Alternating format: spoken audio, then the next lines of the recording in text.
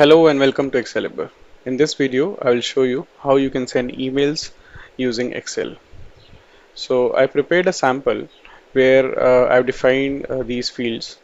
The first one being the email ID. This is the subject and this is your message. So you can even add more fields. You can change the text here. So it's editable. You can change the email ID. So these are some prerequisites that we need to define when we are using an email. So now what I'll do is I'll just quickly show you how this runs first. So I click on the send email button, which I've already configured, and you see on the screen that my Outlook appears, and in this Outlook you see the person whom I had addressed this email is showing. I also in the script mentioned email ID for like to be done in CC. This is the subject and this is your message.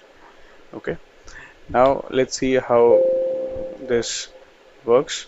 Okay, so for this I'll go to the developer tab, open the Visual Basic. So basically that's the script behind the button. If you're not sure how to add a button, you can see my other videos where I've shown you how to add these buttons and write scripts inside this. Now here I have defined three attributes: email, subject and mail body, and I'm picking up values from my Excel sheet here. And this is a very short and easy to understand script. Basically we set the Outlook application object here in these two lines, and then we create the email object. Okay, and then in this email object we define the to, and I'm picking this to from the email attribute, and this email attribute is coming from cells 3 3. Okay, similarly I pick up the subject and the mail body, and also here I've defined a CC. So here I also say that you display the message before I send it, so I have to do a send button like manually. If you don't want to do a display, you can directly use .send and then the email will be automatically sent. Okay, and then we set the objects to nothing.